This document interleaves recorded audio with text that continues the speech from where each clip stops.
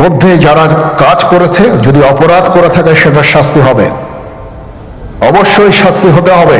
এই যে আজকে গোপালগঞ্জে যে ঘটনা তারা ঘটালো, জঘন্য হত্যাকাণ্ড ঘটিয়েছে, আমি তার তীব্র প্রতিবাদ জানাই। এ পর্যন্ত 15 জন আহত এবং তার মধ্যে 7 জন নিহত। অবশ্য আবার কেউ কেউ বলছে 13 জন নিহত, সঠিক তথ্যটা এখনো আমরা পাচ্ছি, তবে 7 জন নিহত হওয়ার কথা শোনা যাচ্ছে। যেই ছাত্রদের হত্যা করেছে, যে সমস্ত ছাত্ররা হত্যা করেছে তাদের আত্মার শান্তি এবং মাগফিরাত কামনা করি। পরিবারের প্রতি আমার সহমর্মিতা জানাই, আর যারা আহত হয়েছে তাদের চিকিৎসা এবং দ্রুত আরোগ্য লাভ করুক চাই। কিন্তু এখন সে অত্যাচার চলছে, নির্যাতন চলছে। বঙ্গবন্ধু দেশ স্বাধীন না করলে আজকে কোনো জায়গা থাকতো না। এই সেনাবাহিনী তো বঙ্গবন্ধুর হাতে গড়া, আর আমি আশা পাই সেনাবাহিনীর উন্নতি করেছি। তারা দুপুরে ভাত পেত না, রুটি খেতে হতো, রুটি আর ডাল। আমি সরকারে আসার পর 96 সালে তাদের ভাতের ব্যবস্থা করে দিই, মাছ মাংসের ব্যবস্থা করে দিই, তাদের চাকরি, তাদের বেতন বৃদ্ধি করা, সকলের বেতন আমি বৃদ্ধি করি। জুনিয়র অফিসাররা গাড়ি কেনা থেকে শুরু করে সব কিছু যাতে সুযোগ পায় সেই ব্যবস্থাটা আমি করে দিয়েছি, এবং আমি প্রমোশনের ব্যবস্থা করে দিই। শান্তিরক্ষা মিশনে আমরা 1 নম্বর স্থান, এটা তো আমি আসার পরেই হয়েছে। আজকে এই যে আমাদের ছাত্র হত্যা করে তারপরে তার উপর যে পাড়া দেওয়া, ঠিক 71 সালে যেভাবে পাকিস্তানের হানাদার বাহিনী যে আচরণ করেছে, সেই আচরণ আজকে যে সেনাবাহিনী করলো, এই ছবি তো আজকে বিশ্বে ছড়িয়ে গেছে, জাতিসংঘে যাবে যে নিজের দেশের মানুষের উপর এরকম টর্চার করতে পারে। জাতিসংঘ শান্তি রক্ষায় এরা কি নেবে? আর নিজের সর্বনাশ তো তারা নিজেরাই করে যাচ্ছে, এটাই তো দুর্ভাগ্যের। আর যখন এই ইউনুস বাহিনী এসে মানুষ হত্যা করলো, কুপিয়ে কুপিয়ে মানুষ মারছে, একটা মেয়ে পরীক্ষা দিতে যাচ্ছে তাকে মারছে, এরা দাঁড়িয়ে দেখছে, তখন কিছু বলেনি। তারা এখন তাদের শক্তি নাই। বঙ্গবন্ধু ভবন যখন ভাঙছে তারা দাঁড়িয়ে আছে, আর্মিকে ভুয়া ভুয়া করে গালি দিচ্ছে। আর হাসনাত তো একেবারে হাসনাত না ওয়াকার স্লোগানই দিয়ে দিল, এতে তাদের আত্মসম্মানে লাগে না। আর গোপালগঞ্জে যে ছাত্র হত্যা করে, সব থেকে বেশি উন্নয়ন তো আমি করে দিয়েছি। আজকে সাংবাদিকদের জন্য যত রকমের সহযোগিতা আমি সরকারি থাকতে করেছি, কিন্তু যারা বেসরকারি চাকরি করে সেখানে তো আমাদের খুব বেশি এটা করার থাকে না। তারপরেও বেসরকারি পত্রপত্রিকা যাতে চলতে পারে তার জন্য যা যা করার আমি তো দিয়েছি সেটা। আমি এই হত্যাকাণ্ডের তীব্র প্রতিবাদ জানাই, এবং সারা দেশের মানুষকে আমি প্রতিবাদ করবার জন্য এবং প্রতিরোধ গড়ে তোলার জন্য আমি আহ্বান জানাচ্ছি। কেউ এখন আর ঘরে বসে থাকার সময় নেই, সবাইকে যে যা আছে তাই নিয়ে এখন পথে নামতে হবে এবং এই দুঃশাসনের হাত থেকে দেশকে মুক্ত করতে হবে। এবং সাংবাদিকদের বলবো, এখন সাহসের সাথে সত্য ঘটনা তুলে ধরতে হবে। আমরা যেটা চাই যে দেশের মানুষ যেন নিরাপদে থাকতে পারে, কারণ সাংবাদিকতা, সংবাদপত্র হচ্ছে সমাজের দর্পণ, সেখান থেকে তো সব কিছু জানা যায়। আর সেইখানে আজকে সেই সাংবাদিকতার কোনো স্বাধীনতা নাই, দেশের প্রকৃত অবস্থা কিছুই জানা যাবে না, এটা হলো বাস্তবতা। এবং এখনও টেলিভিশনে গোপালগঞ্জের যে চিত্র দেখাচ্ছে, চিত্র তার থেকে বেশি ভয়াবহ। গলিতে গলিতে ঢুকে ঢুকে মানুষকে গুলি করছে, তবে অপরটা কী করলো? আর তারা যায় কেন সেখানে? কাজে এই ঘৃণ্য অপরাধের জন্য এই এনসিপির সব কটা যারা ওখানে যে এই ঘটনা ঘটিয়েছে তাদের শাস্তি দাবি করি, এবং সবাইকে সোচ্চার হতে হবে এই দুঃশাসনের হাত থেকে মুক্তি করার জন্য। মনে রাখতে হবে, এই যা কিছু ওই ইউনুসের মেটিকুলাসলি ডিজাইনের মাধ্যমে করা হয়। আর সারা বাংলাদেশকে আমি আহ্বান করি, যারা বিদেশেও আছেন সবাইকে বলবো, এই অন্যায় ঘটনার প্রতিবাদ করুন, এই জঙ্গি ইউনুসের হাত থেকে দেশকে রক্ষা করুন, দেশের মানুষকে রক্ষা করুন, নারীদের রক্ষা করুন, শিশুদের রক্ষা করুন। আজকে এখানে বিদায় দিচ্ছি, খোদা হাফেজ। এটা একটা চমৎকার সুযোগ অপরাধীদের জন্য, যেহেতু আমরা একটা অরাজক পরিস্থিতির মধ্যে বিরাজ করছি। তারা খুব ভালোভাবেই জানে যে এই সময় যদি এই সমস্ত অপরাধ করা যায় তাহলে এখান থেকে পরিত্রাণ পাওয়া সম্ভব। সেই কারণে এই অপরাধগুলো হচ্ছে। আমরা যদি সংগঠিত থাকি, একত্রিত থাকি, তাহলে অবশ্যই এটা সম্মিলিতভাবে মোকাবেলা করা সম্ভব হবে।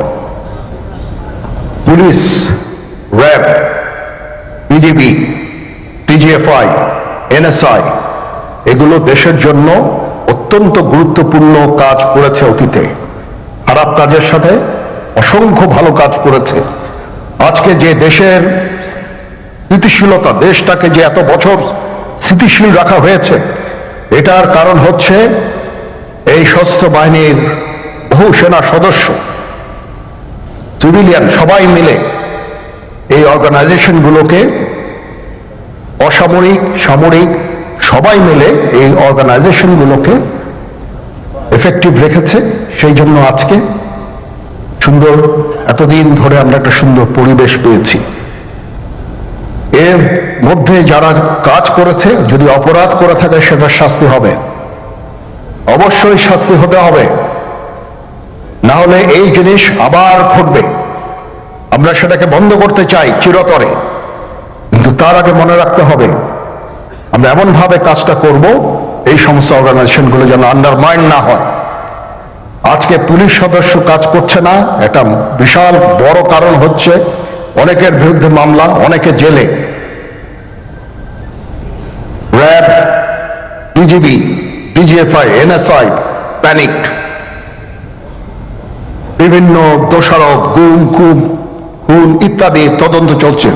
অবশ্যই তদন্ত হবে, দোষীদের বিচারের আওতায় আনতে হবে। এমনভাবে কাজটা করতে হবে যেন এই অর্গানাইজেশনগুলো আন্ডারমাইন না হয়। এই অর্গানাইজেশনগুলোকে যদি আন্ডারমাইন করে আপনারা মনে করেন যে দেশের শান্তি শৃঙ্খলা বিরাজ করবে, সবাই শান্তিতে থাকবেন, সেটা হবে না, সেটা সম্ভব না। আমি আপনাদের পরিষ্কার করে বলে দিচ্ছি,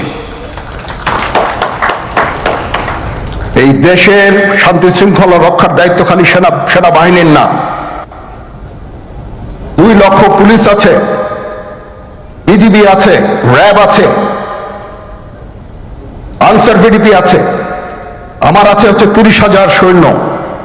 এদেরকে আমি এই যে একটা বিরাট ভয়েড, আমি এই 30,000 সৈন্য দিয়ে আমি কিভাবে এটা পূরণ করব? 30,000 থাকে, আবার 30,000 চলে যায় ক্যান্টনমেন্টে, আরো 30,000 আসে। এটা দিয়ে আমরা দিন রাত আমরা চেষ্টা করে যাচ্ছি। এখানে যে সমস্ত উচ্ছৃঙ্খল কাজ হয়েছে সেটা আমাদের নিজস্ব তৈরি, এটা আমাদের নিজস্ব ম্যানুফ্যাকচার, আমরা নিজস্ব এইগুলো তৈরি করেছি। এই বিপরীতমুখী কাজ করলে এসে কখনো শান্তি শৃঙ্খলা আসবে না, এই জিনিসটা আপনাদের মনে রাখতে হবে। ভিশনের ফুলঝুরি মেগা অফারে ফ্রি কিনলেই পাচ্ছেন 16 পিসের আকর্ষণীয় গিফট বক্স একদম ফ্রি। আজকে একটা বেদনা বিধুর দিবস। 2009 সালের 25শে ফেব্রুয়ারি আমরা এই 57 জন চৌকস সেনা অফিসার, এবং শুধু তাই নয়, আমাদের কিছু কিছু পরিবারবর্গর সদস্যদের আমরা হারিয়েছি। এখানে আসার সময় এই ছবিগুলো আমি দেখছিলাম। এই ছবিগুলো আপনারা অনেকে ছবিতে দেখেছেন, কিন্তু এগুলো আমার সব চাক্ষুষ দেখা। আমি একটা চাক্ষুষ সাক্ষী এই সমস্ত বর্বরতার। একটা জিনিস আমাদের সবসময় মনে রাখতে হবে, এই বর্বরতা কোনো সেনা সদস্য করেনি, সম্পূর্ণটাই তদানীন্তন বিজিবি সদস্য দ্বারা সংঘটিত। Full stop. এখানে কোনো ইফ এবং বাট নাই। এখানে যদি ইফ এবং বাট আনেন, এই যে বিচারিক কার্যক্রম এতদিন ধরে হয়েছে, 16 বছর ধরে 17 বছর ধরে যারা জেলে আছে, যারা কনভিক্টেড, সেই বিচারিক প্রক্রিয়া ব্যাহত হবে। এই জিনিসটা আমাদের খুব পরিষ্কার করে মনে রাখা প্রয়োজন। এই বিচারিক প্রক্রিয়াকে নষ্ট করবেন না। যে সমস্ত সদস্য শাস্তি পেয়েছে তারা শাস্তি পাওয়ার যোগ্য। এখানে কোনো রাজনৈতিক নেতৃবৃন্দ এর মধ্যে উপস্থিত ছিল কিনা, ইনভলভ ছিল কিনা, বাইরের কোনো শক্তি এর মধ্যে ইনভলভ ছিল কিনা, সেটার জন্য কমিশন করা হয়েছে। কমিশনের চেয়ারম্যান এখানে আছেন, উনি এটা বের করবেন এবং আপনাদের জানাবেন। বটম লাইন হচ্ছে যে এই সমস্ত আমাদের এই চৌকস সেনা সদস্য যারা প্রাণ হারিয়েছেন, তারা প্রাণ হারিয়েছেন তদানীন্তন বিডিআর সদস্যদের গুলিতে। আমরা নিজেরা এই সমস্ত জিনিস নিয়ে অনেক ভিন্ন মত পোষণ করছি কেউ কেউ।